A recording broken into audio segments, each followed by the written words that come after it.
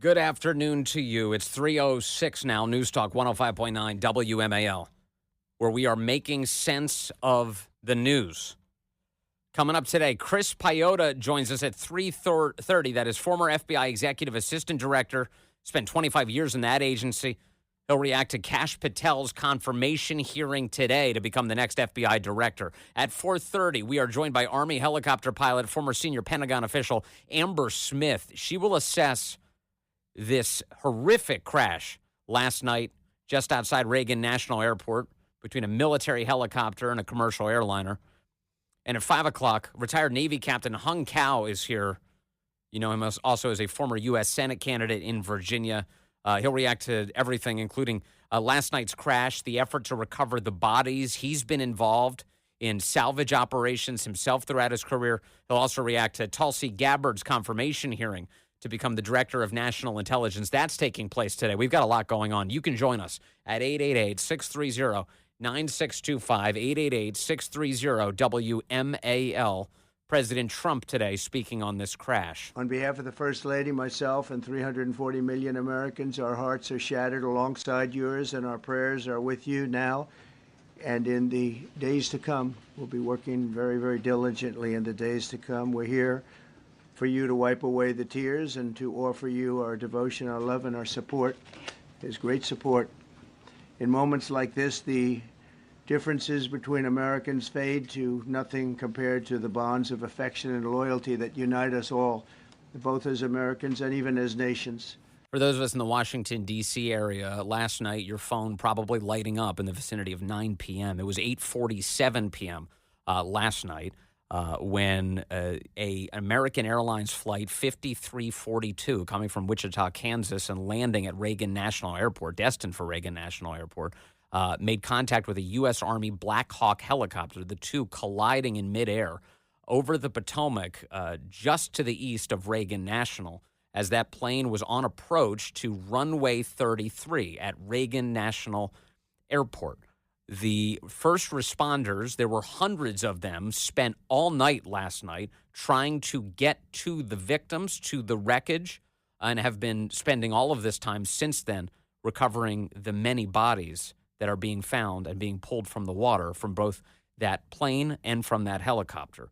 The NTSB, the National Transportation Safety Board, is in the midst right now of an update on this story. I want to bring you into some of this audio as they are answering questions from the press about what they know at this early hour. As part of any investigation, we look at the human, the machine, and the environment. So we will look at all the humans that were involved in this accident.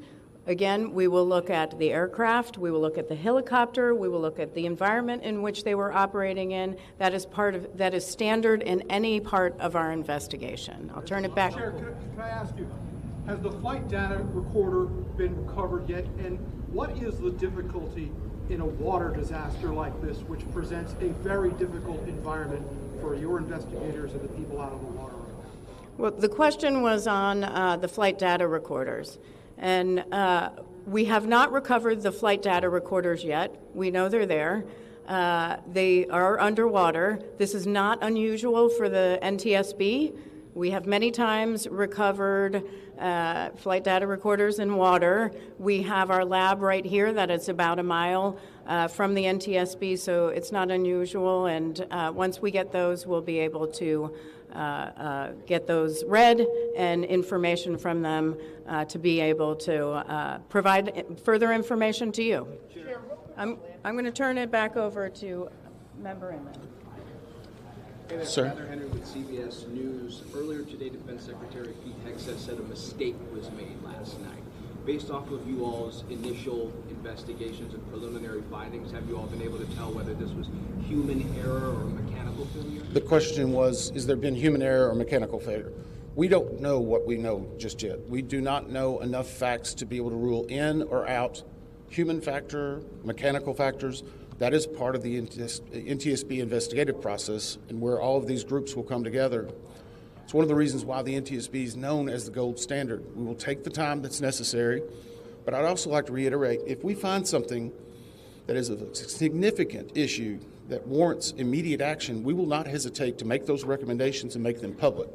All right, so let me. I'll pause here as we go through this. I have been on the phone today with a pilot friend, specifically a helicopter pilot friend who has flown this route literally over 1,000 times over the course of well over a decade, and is very familiar with the air traffic in this area just to the east of Reagan National Airport over the Potomac River. We'll be talking additionally with Army helicopter pilot Amber Smith coming up at 4:30 here. But as you begin talking to helicopter pilots who have taken this journey, one of the commonalities that you're finding out is that they agree they can see how this might happen. And I'll tell you why. And I'll just read directly from some of my buddy's assessments today as he goes through this. He says, of course, as I mentioned, that he's flown this exact route probably close to 1,000 times over the course of a decade. I can tell you how something like this can happen. The helo is flying south on what they refer to as Helo Route 4. This is not secret information. You can look up the helicopter routes online. You can see the maps and what they look like. Helo Route 4 and is at no higher than 200 feet. That's the limit. That's the upper limit of where that helicopter is allowed to be in that area, 200 feet. And supposed to be over the east bank of the river as they travel south. So just right on the edge there between the water and the land, flying southbound, that helicopter. The jet, meanwhile, is arriving from the south in the vicinity of the National Harbor area. The jet then deviates to the east to line up for runway 33. That's through Helo Zone 3, a separate Helo zone that they're coming through as they approach. Runway 33 is not normally used. This is the thing I keep hearing, and the assessment I keep seeing from helicopter pilots who fly this area. That runway, which, as you look at it, it kind of goes from southeast to northwest, 33 at Reagan National, is less used than the other two runways that are at that airport. And so 33 is not the customary runway that most air traffic is flying into. But given the conditions last night and the wind and the circumstances, the air traffic control tower directed this flight from Wichita to make its landing at runway 33. So it does, if you look at the flight path, which you can see online, it does change a bit as it's approaching Reagan National, heads to the east, and then starts packing back up towards the north, heading in the direction of the northwest, towards that runway 33. So this helicopter pilot says 99% of the time, as a helo, you don't look for jet traffic in Zone 3 that is landing at DCA.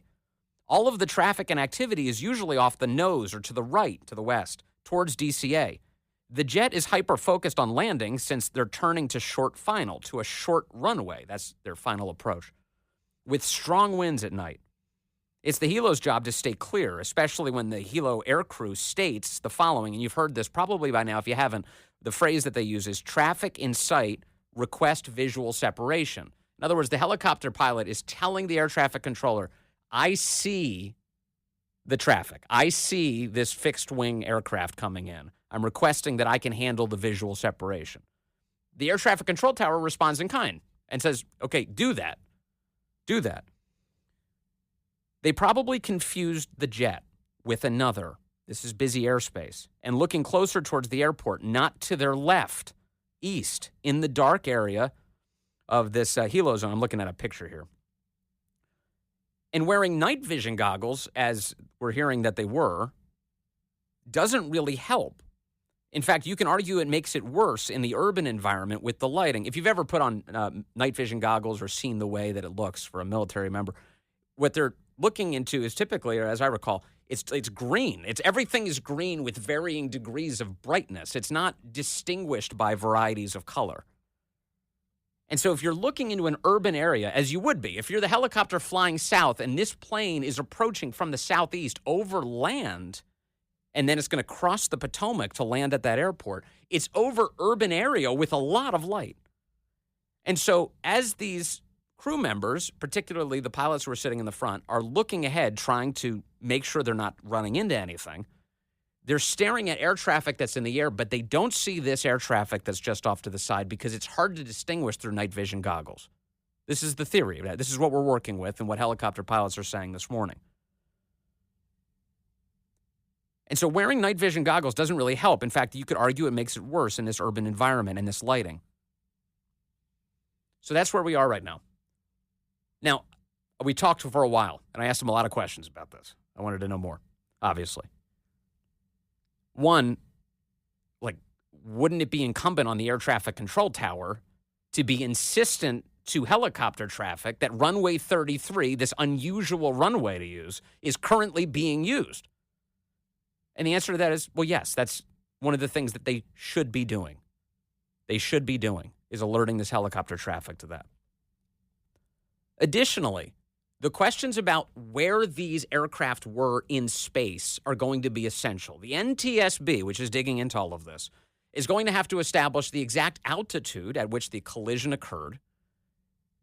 The transmissions, I'm seeing the reporting tell us that the helicopter's transmission last had it at 200 feet in altitude. That would be the upper limit of where the helicopter's allowed to be. Many of these helicopters, when they're making this pass, try and fly at around 150 feet if they can. 200 is where this one apparently was based on the transmission. But that is the upper limit. That's where they're allowed to be. The last transmission that the American Airlines flight sent was 350 feet. But again, obviously at some point, they're together. They're together. And so the critical point is both vertically and laterally, where did that collision occur? That helicopter is supposed to be right on the east bank of the Potomac. If it's over the water, well, then you've got some more problems the further it gets over the water. That plane, as it's coming in, should be above at least 200 feet on the east bank of the Potomac. Was it lower than that at that moment? And so figuring out all of that's going to be critical. Also, it was a cold night last night. That obviously made the search and rescue operations difficult. It unfortunately increased the mortality of the victims of this, given how quickly you can succumb to very cold temperature of water if you land in it. And the other piece is it likely cut off the visual ability of the helicopter to assess the environment around it. These helicopters, these Blackhawks, sometimes you'll see them if you're in the D.C. area. When they will fly with their doors open when the weather's good enough for them to do it. But it was cold last night. In other words, you have to keep the doors closed, keep the environment warm for the pilots. And as a result, you do have somewhat limited visibility with those doors closed. So that too could have an impact. So critically, here's what I'm thinking and what I'm hearing today. There are a bunch of hands involved in all of this, but one of them is this. The air traffic control tower. What kind of guidance are they giving to these helicopter pilots about the use of an unusual runway 33 at Reagan National? What are they saying? How insistent are they? How much are they saying, hey, keep your head on a swivel for this? Two, the helicopter pilots. Their bird. What altitude were they at? How far over the water were they? And how did they lose the visual here on this plane? And then three, the plane itself. This is a relatively new route, right? We've been hearing these reports that the senators from Kansas had been pushing for it. It was established in the last year, a direct flight from Wichita to DCA. How much experience do the pilots who flew that plane have landing, first and foremost, at Reagan? And secondly, how much experience do they have being diverted specifically to runway 33 and understanding how to navigate that approach and how to handle the altitudes that are involved and where they should be at any given moment? So among pilots, their view is, this is what you keep hearing them describe as Swiss cheese, that if the holes all line up, then you can have that perfect moment where you get this disaster. And it takes a couple things all going wrong at the same exact time for that to occur. Last night, quite unfortunately, we saw that. And the reports today are, I believe, the reporting now, 67 people are feared dead in this horrific accident last night. And getting to the bottom of it is going to be essential. Because how do we stop this from happening in the future is critical. How do we make sure this never happens again? We'll keep digging in on it. I'm seeing a consistent story emerge. Christina Wong at Breitbart News says that she has spoke to someone who served in the same exact unit as that Army Blackhawk crew, knew them personally, flew those routes. He said the following: one, it was a training flight. That was not unusual at all. These flights are flown every day. Two, the co-pilot was going through her annual evaluation for night flying, night vision goggles. can magnify light, making it easier to confuse aircraft lights with ground lights. 3, that runway 33, once again, air traffic control told the passenger jet to land there, is, quote, rarely used. The person said in his 4 years, he saw it being used just 10 times. It's a much shorter runway than the main one that's used, which is runway 1. Point 4, the Blackhawk appeared to confuse the passenger jet with another plane landing at runway 1, which is why the pilot in command confirmed seeing the passenger jet and requesting that, quote, visual separation, or essentially saying he would avoid it. 5, that passenger jet was circling to land and making a left turn at the same time. At the time, the Blackhawk was in its blind spot, was in the plane's blind spot, in other words. 6, the crew was experienced. The instructor pilot had just under 1,000 flying hours. He was former Navy. The co-pilot had around 500 hours, and the crew chief, who served on multiple combat tours, around 1,000 hours. They flew these same routes for at least 3 years. 7, it was not unusual to have 3 crew members on a Blackhawk. There's only 4 for certain mission sets. Whether the crew chief saw the passenger jet would have depended on which side he was sitting on. 8, it was dark night, no moon, which, of course, limited visibility. 9, air traffic control could have told the Blackhawk to hold north or diverted it. 10, potential changes could be to change the route, the altitude, or the hours during heavy air traffic, saying, quote, all these things, they all made for the perfect storm. So that's the message we keep hearing from experienced helicopter pilots who have been flying this route many, many times, that they can see how this could happen. What this tells me, though, is that all of these pilots are indicating this one specific, and unfortunately it occurred, that scenario has been on their minds for years. Lots of pilots saying that they can see how this happened. In other words, it should have been deconflicted a long time ago. This should have been prevented, and we've got to prevent it going forward. We'll talk with Amber Smith. She's an Army helicopter pilot at 4:30. Coming up next, though, former FBI Executive Assistant Director Chris Piehota joins us. He'll react to Kash Patel's testimony today before the United States Senate. Good afternoon. 3:35 here, News Talk 105.9 WMAL, where we're making sense of the news. Coming up, 4:30, Army helicopter pilot, former senior Pentagon official Amber Smith is with us. We'll discuss all of the latest about the crash just outside Reagan National Airport last night. And then Hung Kao is with us, retired Navy captain at 5 o'clock, former U.S. Senate candidate. We'll talk to him about Tulsi Gabbard's confirmation hearing today to become the Director of National Intelligence, and the effort to recover the fallen, the people who were killed last night. He knows all about salvages and aircraft crashes. He did that in his career. We'll discuss it all with him, and we'll talk to you at 888-630-9625, 888-630-WMAL. A bunch of the president's nominees testifying before the United States Senate today. That includes Kash Patel, President Trump's nominee to become the next FBI director. Here he is in his opening statement. My time in the White House was preceded by my time right here in Congress as a staffer on the House Intelligence Committee, where I spearheaded the investigation that exposed serious FISA, Foreign Intelligence Surveillance Act, abuses by members of the Department of Justice and the Federal Bureau of Investigation. That misconduct eroded the public trust in our FBI. The erosion of trust, as Chairman Grassley pointed out, is all too low today. 40% of Americans have trust in the FBI.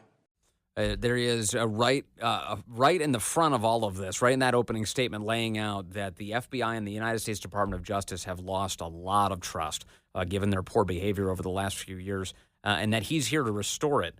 Now, the Democrats on that committee hate the fact that he's attempting to restore that trust. In fact, they say that any attempt to restore trust in that institution is itself a politicization of the FBI. Here's Amy Klobuchar trying to use some of Kash Patel's various interviews through the years, various statements through the years, taking them out of context and then attacking him. Mr. Chair, I deserve an answer to that question.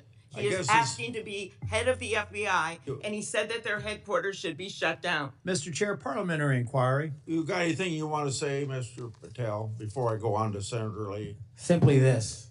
If the best attacks on me are going to be false accusations and grotesque mischaracterizations, the only thing this body is doing is defeating the credibility of the men and women at the FBI. I stood with them here in this country. In every theater of war we have, I was on the ground in service of this nation.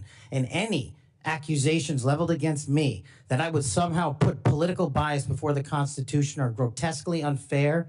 And I will have you reminded that I have been endorsed by over 300,000 law enforcement officers to become the next director of the FBI. Let's ask them. Joining us now, a former FBI Executive Assistant Director, Chris Piehota. He spent 25 years in the agency. Chris, good to have you with us, sir.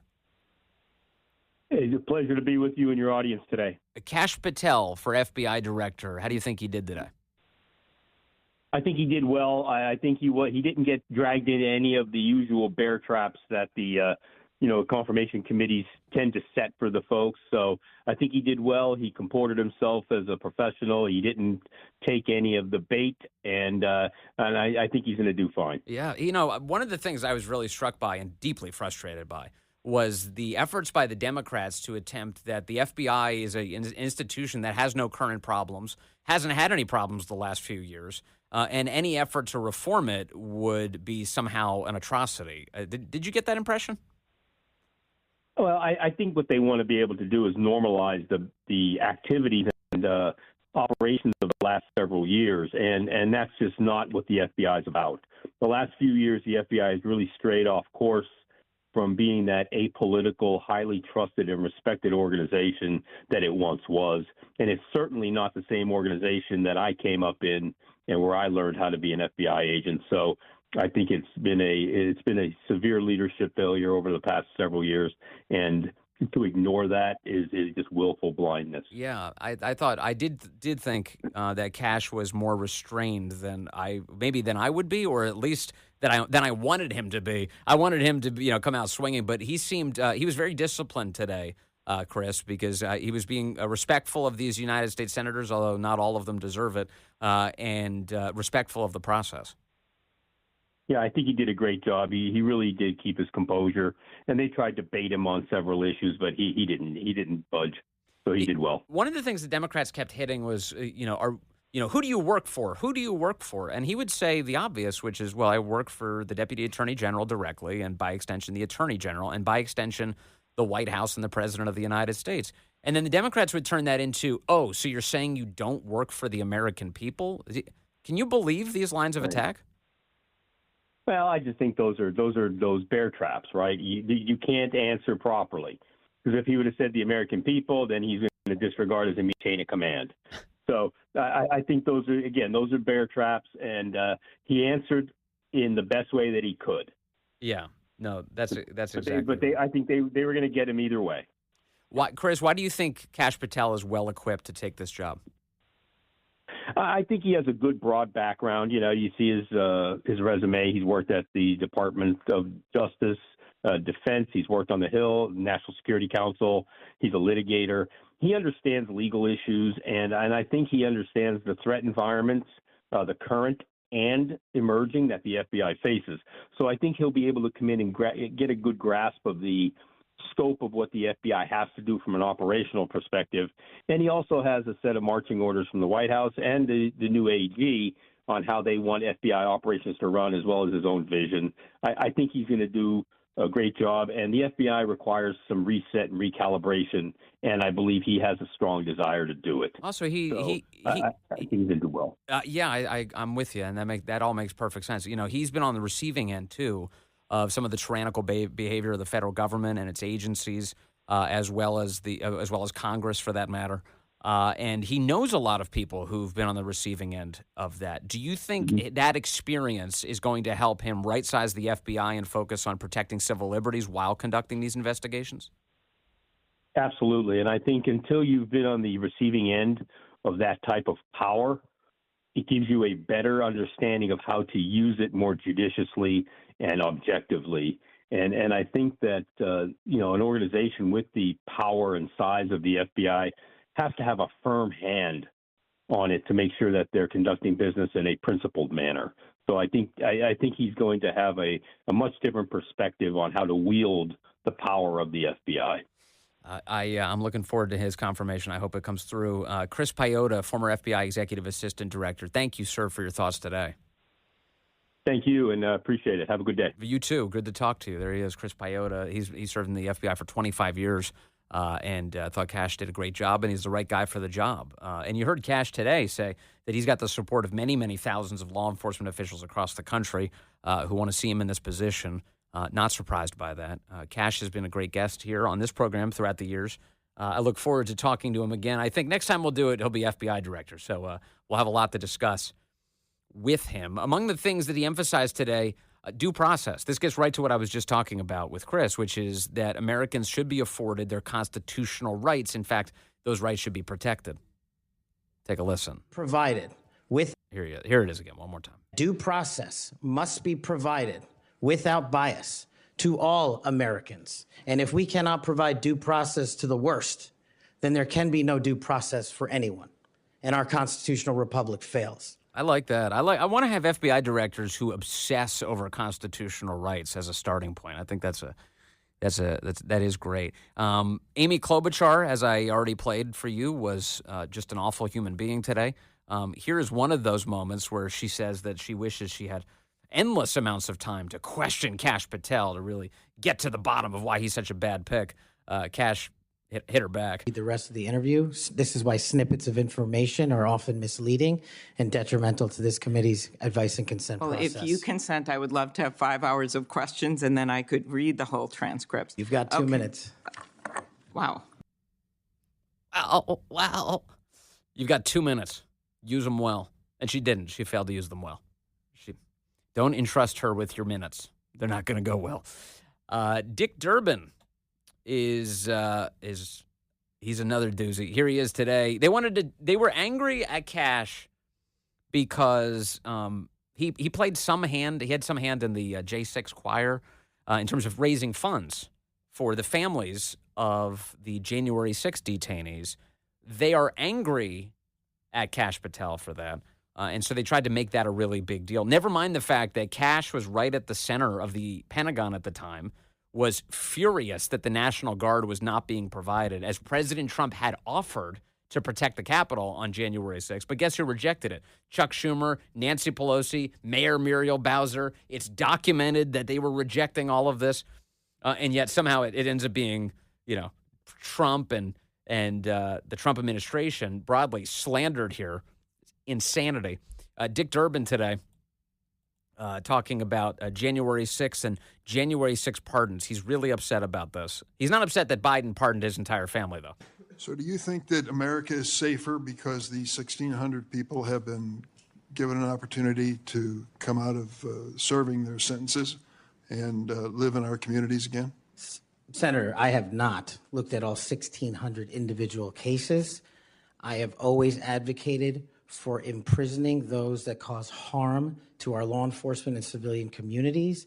I also believe America is not safer because President Biden's commutation of a man who murdered 2 FBI agents, Agent Kohler's and Williams' family, deserve better than to have the man that point blank range fired a shotgun into their heads and murdered them released from prison. So it goes both ways. Leonard Pelletier was in prison for 45 years. He's 80 years old, and he was sentenced to home confinement. So he's not free, as you might have just suggested. He killed 2 FBI agents. That's true, he did, and he went to prison for it and should have. Dick Durbin, these people, no shame whatsoever. Kash is like, really? You're worried about the January 6th grandmas? How about the guy who shot and killed 2 FBI agents? Oh, well, that's a different thing. No. Yeah, it's worse. That's what it is. It's a lot worse. Here, let's see. Is America safer since Trump's January 6 pardons? This is not even about what Kash would do at the FBI. It's how bad is Trump? My question to you, though, is do you think America is safer because President Trump issued these pardons to 1,600 of these criminal defendants, many of whom violently assaulted our police in the Capitol? Senator, America will be safe when we don't have 200,000 drug overdoses in 2 years. America will be safe when we don't have 50 homicides in a day. So you just won't answer the question. I'm going to say, I don't think we're safer. Matthew Huddle was sent back to Indiana. He doesn't even know who he's talking about. He's just mumbling. Kash Patel today speaking to Senator Ted Cruz, who used his time to point out Well, wait a second. Who failed on January 6th? And while you were chief of staff at DOD, how many times did DOD approach Capitol Police and ask if they needed National Guard assistance? I believe those letters are well documented, numerous instances, and in numerous of those instances, those requests were shut down. Now, am I correct that the Capitol Sergeant at Arms said assistance was unnecessary? That's correct, Senator. Who did the Sergeant at Arms report to? The Speaker of the House. That would have been Nancy Pelosi at the time. Is that correct? Yes, Senator. Yeah, that would be Nancy Pelosi. Yeah, she owns this. It's her fault. There's even video of her saying it's her responsibility. And the Democrats they just pretend like it didn't exist. What about Mayor Bowser? What did she do on January 6th? Did Mayor Bowser, the Democrat-elected mayor in D.C., either request or allow National Guard assistance? Also the bad guy in the Mario Brothers games. She put in writing on the days leading up to January 6th a declination for National Guard additional support. And that letter is available publicly to the world. And just to speak English for folks at home, a declination meant she said no, don't send National Guard. Is that right? Yes, sir. She said no, don't send the National Guard. Huh, interesting. I don't think they support the cops. I'm getting that impression. Beginning to think. Meanwhile, the guy who wants to be FBI director, he was the one supporting making sure everybody was here to assist the cops. Probably should vote for that guy, you know? But I love how they all pretend like if there's a chance that they may or may not vote for him. Like we know, with very few exceptions, we know how you're voting. We know, okay? Like, why are you even wasting time? This whole thing, or Dick Durbin is going to ask questions, or Amy Klobuchar. Wouldn't it be nice if the nominees could turn around and be like, before I even begin to answer this question, you tell me, are you genuinely thinking about voting for me? Or have you already concluded that you're voting no? Because if the answer is you're voting no, I'm not convincing you. I'm not wasting any of your time. I'm not wasting any of my time. And I'm not wasting the time of the American people literally talking to you. I don't think you can do that. I don't think that's allowed. But man, I wish they did. All right. Crazy Maisie Hirono was also given an opportunity to ask questions of Kash Patel. Hear your answer, yes or no. Did you make money? I don't have those financial disclosures. This is my third and last time I'm going to ask you that question. You have that information. So you refuse to answer the question. I answered 1,300 pages. No answer. And yet you spread dangerous misinformation. He's like, I've already answered this question. I literally gave you 1,300 pages of documentation that answers that question. You refuse to answer the question. Way to go, Crazy Maisie. Way to go. She's a laughingstock. And then Josh Hawley asked some serious questions like, hey, you're going to stop the FBI from spying on parents at school board meetings? Do you think it is appropriate for the FBI to be sending agents, including counterterrorism agents, to the parents of children who went to school board meetings and asked about critical race theory in their schools, asked about the school's masking policy during COVID? Should those parents be treated as domestic terrorists? Parents who have the courage to ensure their children are taught what they feel is right, and those who have the courage of their convictions to go houses of worship, in my book, will never be domestic terrorists. Good for him. I mean, that should be common sense. We shouldn't, one of those times, again, we shouldn't even have to say that. And yet the hopefully incoming FBI director saying that very thing today. No. Parents, people looking out for their kids, they're not even in the same universe as domestic terrorists. It's not the way the Biden administration acted. Not at all. All right, coming up, more audio today from today's hearings. We'll get into the latest that we're finding out about this collision between that American Airlines flight and that military helicopter last night just outside of Reagan National. And the President of the United States has had a lot to say today, including signing new executive orders just within the last few minutes. We've got a lot to get to. It's all ahead on the Vince Colonnese Show.